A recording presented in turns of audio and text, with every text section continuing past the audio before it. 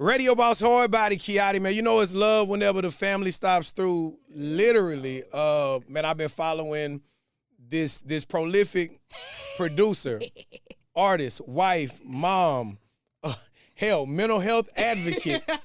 Man, just watching this journey. LaNell Grant Nell in the building. How you doing, Nell? I'm good, man. Hey, dog, thank you for having me, man. No, thank you for popping out. You one of them ones that I be telling people don't play with. Like when we talk lyrics in Houston, the fourth biggest city in the country, they gotta add your name to the list. Hey, man, you know, look, I try not to do the talking. I try to let the people do it. You know what I'm saying? For me, if I say I'm a lyricist, that's one thing. But if everybody else say it, then that means something else.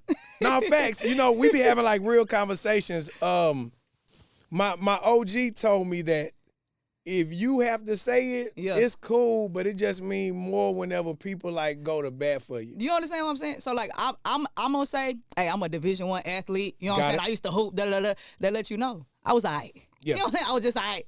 But like if somebody else come up and like, nah, Nell was burning. She got that go. Then that's how you know I was solid.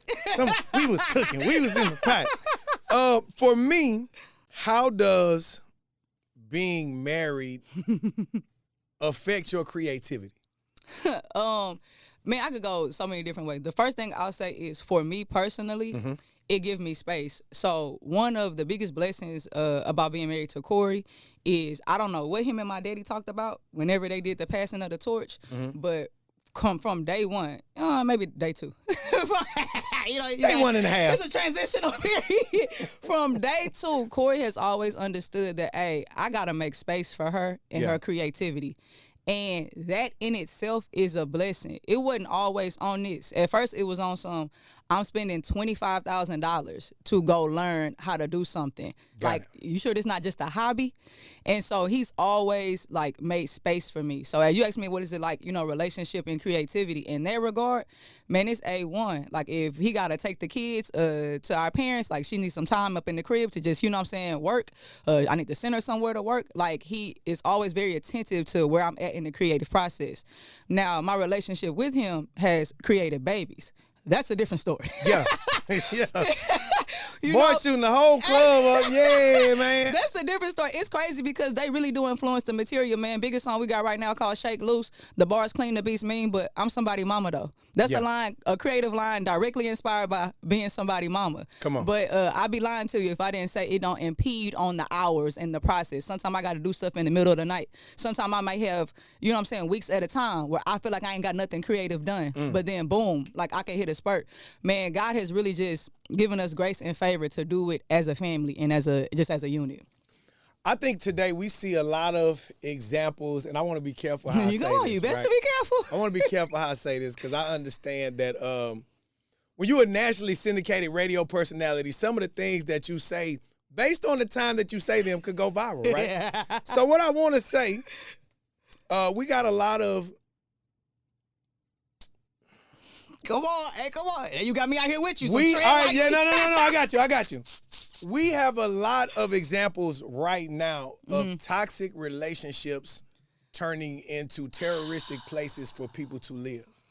And we hear stories all the time about how being inside of the benefits of a relationship will keep you in a place that you know you should have left, but you did not want to leave the things that were afforded to you being attached to a toxic situation. Correct. How dope is it to be in a healthy relationship? Yes. And what are some things that, like, some benefits? Because there's so many people that talk about, oh, well, I'm going to stay in it's a bad relationship, but I get to the benefits of a healthy relationship. Bro, let me tell you something.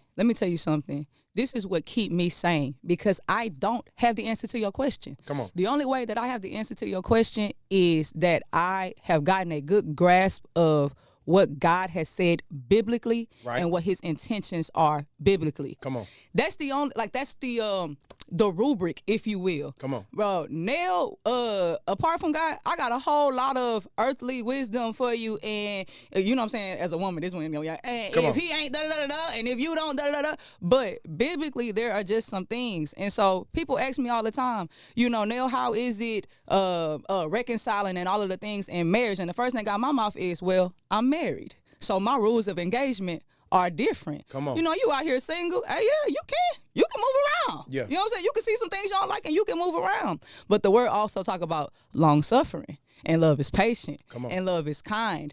And so it's a very nuanced conversation that I think we try to make a generic conversation, because what I deal with and what God has graced me to deal with my husband may not be the same grace that he's giving you for whoever it is that you're dealing with. Yeah. And so there are just the standard things like, hey, you know what I'm saying? No abuse. Like, don't be talking to each other crazy. Deal with each other in love and peace and all of that and gentleness.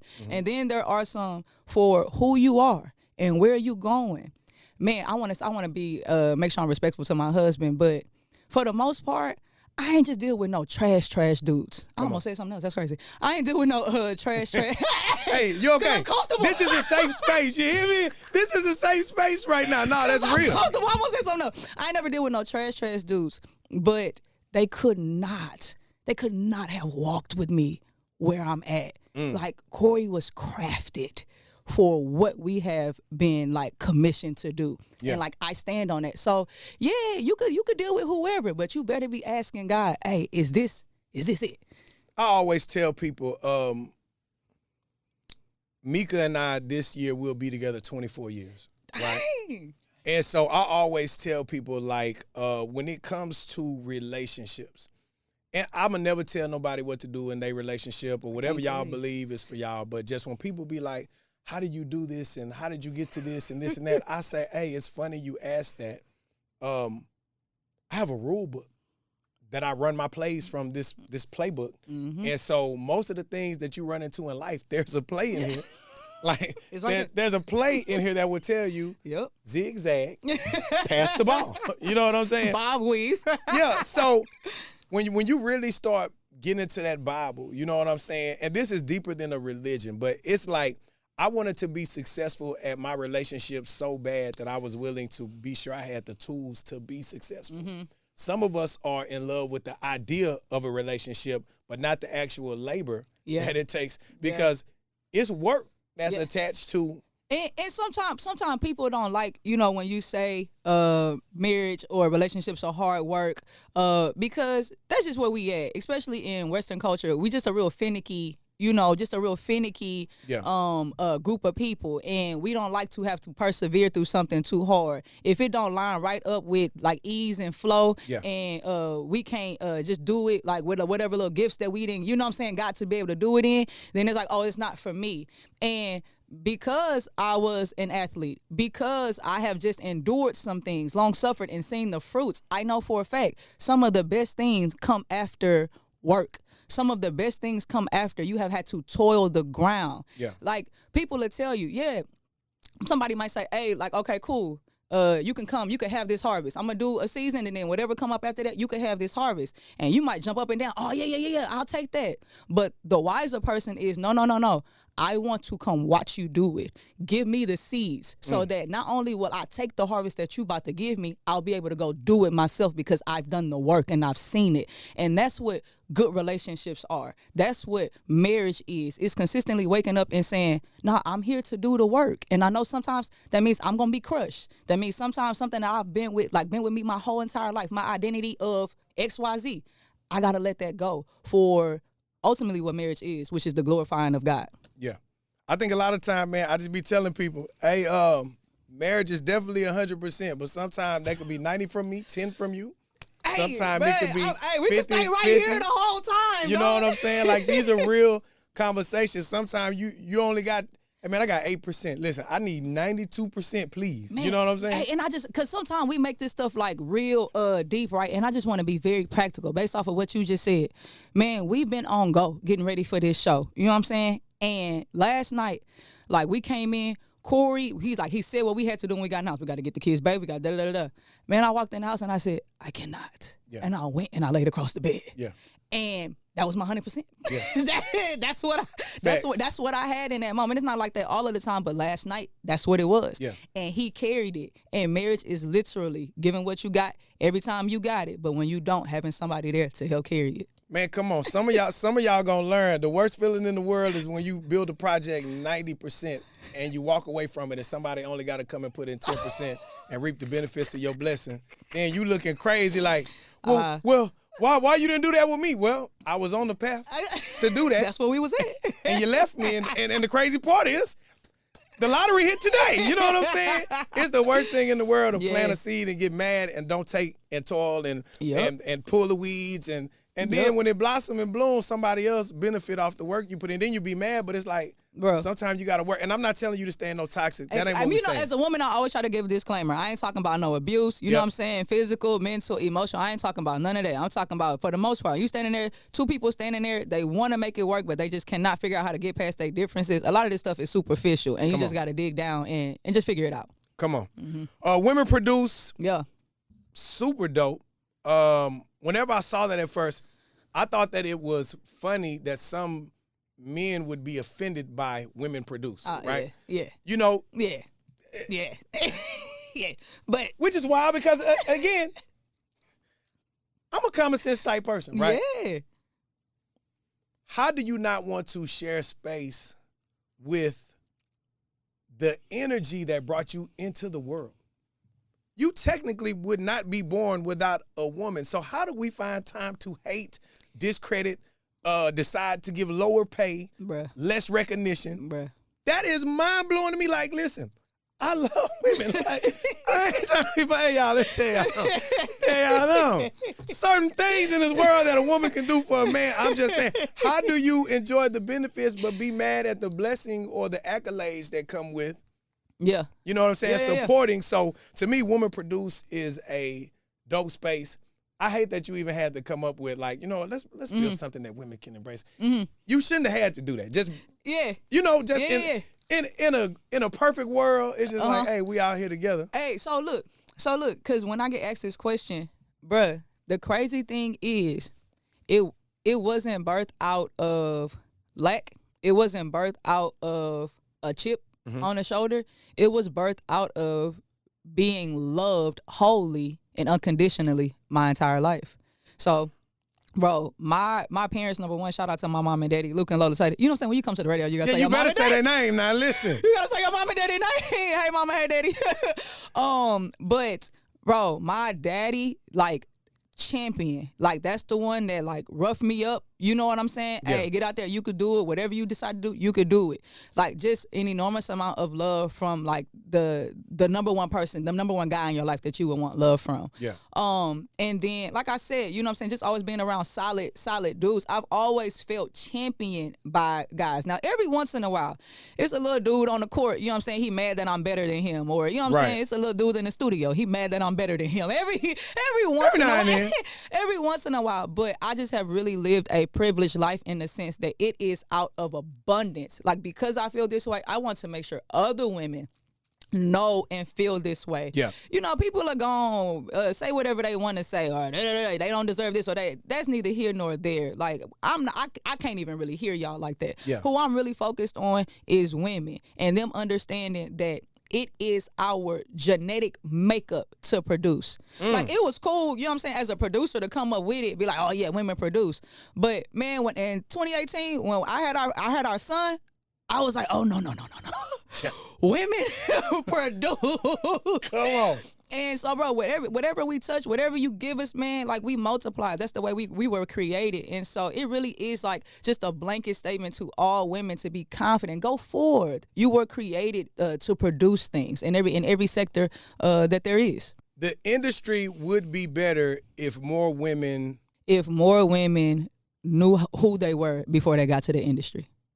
The greatest gift that I have been given is that I'm not 18, I'm not 21, I'm not 25, and I'm gonna stop before I start. You know what I'm saying? Come on, no, facts. The greatest gift is that, like, that this did not happen before I really met Christ, and then I'm gonna keep going before I met my husband. Yeah. Before me and my husband got on the same page, before our kids. I'm so glad, because I am, in a good way, I'm in a box. Like, and if it impedes on my relationship with God, if it impedes on my marriage, if it impedes on me taking care of my kids, then I automatically know it's not for me. Yeah. And it makes the no's easier, and it makes the yeses stronger. Come on. Okay, I got kids watching. My babies are watching me. There are just certain things I cannot do and I cannot say. And so I think the industry for women would be better if they knew who they were before they got in the industry, because then there are just certain things that you will and you won't do, and you could be okay with it. All right, you good? Did you? I know you hungry, because I know that's why you called me. I know there's something you want to eat momentarily. Let me finish this interview, and then we'll figure out your dinner plans, my boy. Why you smiling? I know you, boy. Bye, man. Yeah, no, bro. That's hey, the listen. kind of life you set let me tell you something, bro. Crab legs. Do you know crab legs are not cheap? Do you understand that? Do you know what a tariff is? You hear me, my boy? All right, man. Bye, man. Regular kids don't eat crab legs once a week. I just want to throw that out there in the middle of this interview. Okay? All right. I love you. Bye, boy. Bye. Hey, when that resonate with me so well, hey, our son looked us in the face and was like, hey, can we go to Grace's? I said, oh. I said, what have we done that you think Grace's is just yeah, we're going to Grace's today. Yeah. Like, hey, that's not real life. Yeah, this pause button, brother. That's crazy, man. Have y'all spent some time, there's a show, and here go the funniest thing. I don't even watch TV. Like, I be busy working. Yeah. Monday, when we got back in town, I just took a day. My wife was like, just take a day. Yeah. Just, you need to decompress. Yeah. And we watched a show called, on Netflix, produced by, I think her name is Mara Brock Akil, called Forever. And it's like a black love story. It's two teenagers. And I've been seeing it on Instagram. Listen, okay, this is the one you peer pressure got me. Okay. I don't really be tripping. Because I've been seeing it. I'm like, okay. But so many people were like, yo. This is like, this is us. This is one of them ones, right? So me and my wife watched it. Yeah. The whole series in one day. We sat down and watched the whole thing, right? Oh, okay. So the thing that I loved about this show was the dad, the father in this. Normally, it depicts us as, we grind and we work and this and that. Yeah. Bro, a business owner. He's successful. Come on, man. He's fighting for his son. Like, they on some stuff. And he like, no, go do it. But do it like this. What happens when the police pull you over? Okay. How do you handle ABC, right? Okay. And it's showing, like, the depiction of, like, I feel like fathers like me. You know what I'm saying? Like, when my kids be asking for and wanting, and, like, I work hard to be able to be like, all right, well, come on. This is where we at. Come on, let's go. You know, this will enrich what you got going on, then come on. You know what I'm saying? So listening to you talk about your dad, man, and how he was the umbrella and he was the, you know what I'm saying? Like, it's a lot. I feel like even though they don't highlight fathers like that, there are some really, really dope dads that are like, hey. Bro, and it's like, man, and because it's such a unit type thing. Yeah. So it's just like, shout out to my mama for choosing wisely. Come on. Like shout out to my mama for choosing wisely. And then like shout out to them for, man, like I said, long suffering and just getting up every day and being like, yeah. And then taking it a step further, right? So I watched my parents move our family like out of like 3rd Ward. And so like that's how we got to first Harlem Clark, and then we ended up in the Southwest. Okay. So like that was like our migration. And then like I watched my grandparents, you know what I'm saying, before them move a little bit more. Yeah. And so it's like, so now I'm like, okay, Corey, like we gotta make sure we move the goalposts. Yeah. And like it's different and it's difficult, but the biggest thing, man, is my parents just being in the house with them every single day and watching life every single day. Come on. And it's like you cannot put a price tag on watching conflict resolution. That's how I'll say it. Man. You can't put a price tag on, hey yo, I really don't like you that much right now. Listen, stop. Oh. Like you just can't. Do you know, me and Mika had a real life conversation, right? And I probably shouldn't say this on the interview, but you family, right? Oh, we locked in. These are real life conversations. My wife will cuss you out. Like she will in real life be like, hey, bro, God's still working on me. Back up, baby. I got this.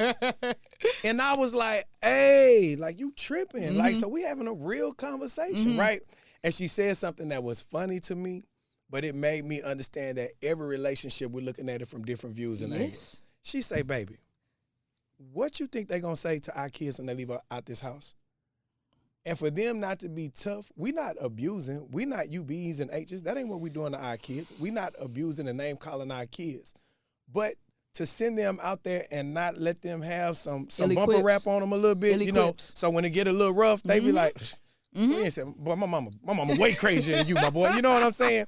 Just to condition them for some of these environments because real life be lifing. Hey, man, look, bro, and I'm telling you, we could stay here forever because it's like real things you have to contemplate daily. Like, I know what it's going to take out there. And so I really want to give you the real, and I want to, you know what I'm saying? Like, let that punch kind of hit you on the chin a little bit so you can understand, so you can feel it, but within my care and within my safe space. But then there's also a very real situation where, you know, as African American women in general, I think the rhetoric is crazy, but I do want my kids to have like this ooey gooey, like love, nurturing vibe from me as well. Yeah. And so there's a constant battle for me personally a lot of times about being too rigid, like with my kids, and like tell them like, no, this is the truth, and you need to like toughen up and but also they got a father. You know what, Corey? You do that. Yeah. Come here, baby. Yeah. Oh, I'm so sorry that happened to you. Oh, let me lick your that wound. Be killing me. Yeah. Boy, I be like, hey man, stop talking to him. But my daughter, I be like, no, come here, baby. I got you. What's going on? Talk to dad. Man, I'm telling you, man, like giving your kids, you know, the access to both of their parents is very, very necessary, bro. And it will just, our community can continue to do all of the things and more if kids will just have access to present parents. So that means, you know, sometimes we might have to take pay cuts. Because if I accept that extra money, that means my kid's not gonna have access to me. So we gotta float right here so that I can be at your games, so that I can be there when you get off the bus. Yeah. You know what I'm saying? Now I can go get the 20,000 more, but if I go get it now, I can't be present like I need to. One question before we get to this show. Yeah. Did you used to be an educator? Yeah. I taught for high school English for 5 years. What? Coach basketball. What's up? What? Yeah. Hey, where y'all think poker 2 come from? Where y'all think ardent come from? We using real words now. Okay. Where y'all think indefatigable come from? So for me, what's one lesson you learned as an educator that carries over into your music? So I mean, I'll stay kid focused, like centered. Okay. And then they kids. So if they don't know it, it's because somebody didn't teach them. So you can spend a lot of time complaining about the fact that they're ill-equipped and don't know, or you can teach. And I feel the same way about people and God's people. Most people, in a lot of situations, they don't know. So I can sit up and talk about the state of us. Yeah. I can sit up and talk about what we lack. Yeah. Or I can teach. Come on. Or I can speak from my experience. Like, what good is it to keep telling somebody where they not? When, hey, just tell me how you got there, how it was for you. Testify. Come on. Testify, and then edify, and then let people go with that, you know, where they will. But it don't do me no good to tear them down. The best thing that I could do is teach. Come on, y'all want some good game. Not just on the radio, but also inside the music. We got this show coming up May the 30th. You know what I'm saying? And it's definitely going to be going down. Now, first and foremost, how do we get tickets to the show to come support? Bruh, House of Blues. That's where we at, House of Blues. You type in LaNell Grant concert, and that one's going to pop up. I've made sure of it. You make sure you typed it in? Hey, I've made sure of it. You reach on my shows, on my socials, LaNell Grant. It's the first link in the bio. So, bruh, LaNell Grant, House of Blues, man, May 30th, first live show at home. First one, like, this our baby. Come on. Like we've done this. Come on. This our baby. So, man, y'all come out support us for sure. We got to sell this show out. Be sure y'all jump into the IG link. Yep. Let's grab these tickets. Let's be, what's past standing room?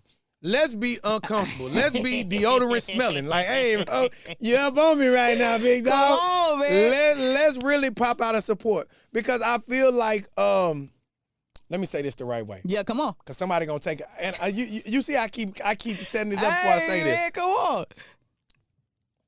We cannot let negative outdo positive. Yep. And a lot of time we complain about that needs to be more positive. And then when we get positive, we don't pop out and be a positive wilding like it's a negative. You hear me? I be forgetting you solid with words too.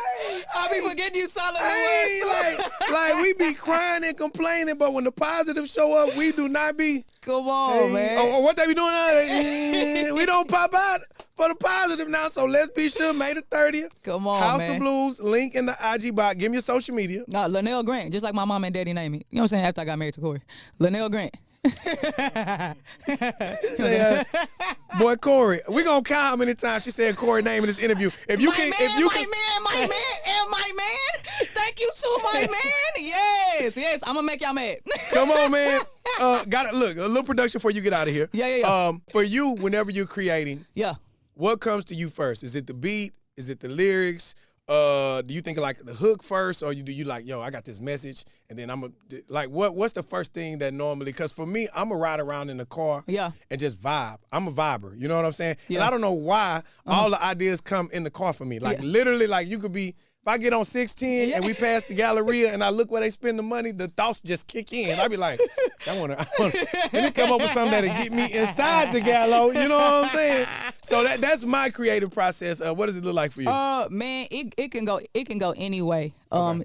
Seriously. Now, if I'm in a situation where something has been handed to me and I got to work with parameters, then cool. A lot of times, especially if I'm being commissioned to produce, then I'm going to produce first. Got it. I'm going to figure out, okay, this is where we trying to go, this is how we trying to feel, and I'm going to give myself parameters, bro. One of the most brilliant things, one of my teachers taught me at HCC, she said, everybody put too much pressure on themselves. Everybody try to sit down and be a genius. Like, you stare at a blank canvas and you want to be Picasso, like, every time you sit down and you do something. Yeah. And it's just not realistic. Give yourself parameters. It's supposed to be a bop.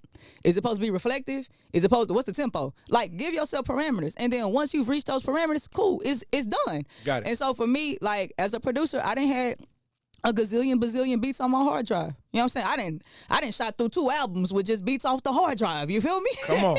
So in those situations, a lot of those, like, I hear the beat and I'm like, oh, okay, cool. You know what I'm saying? I start rhyming to it. Sometimes I'm literally in there changing my kid diaper. And I'm like, hey, the bar's clean, the beat's mean, but this is very humbling. I'm just somebody mama. Yeah. Like, that was the lyric. And I was like, oh, you know what? Low-key, I think I got a beat that go with that. Come on. Boom. And just kept going from there. But what I will say is I go back and forth. Like, make a little, write a little, make a little, write a little, until it's all the way done. Now, stop me when I'm wrong. Yeah. Production credits, Yeah. NBA, Come on. Apple Music, Man 2K, Yeah. Kiotti new album. Yeah. Yes. Yeah, you know, okay, we just talking. We're friends here. We're just talking. That's good. Hey, yes. Usher told me, very first time I interviewed Usher, I never forget this because this helped shape my radio interviewing style. That boy Usher say, brother, sitting in this chair, you hold an incredible amount of influence. Yeah. Be sure when you get your people here, you be sure you ask for what you need while the mic is on, right? Because now we have proof that I asked you, and you said cool right now. After we get, listen. Oh, no. Usher, I said, dang, Usher, that's some real guy. Bro, it would be my privilege, dog. You know what I'm saying? Bro, you're a Houston legend. It would be my privilege, dog. We got to rock. So me and Carlos ain't really told too many people, but you family, and I really need you to pop out for me. Okay, listen.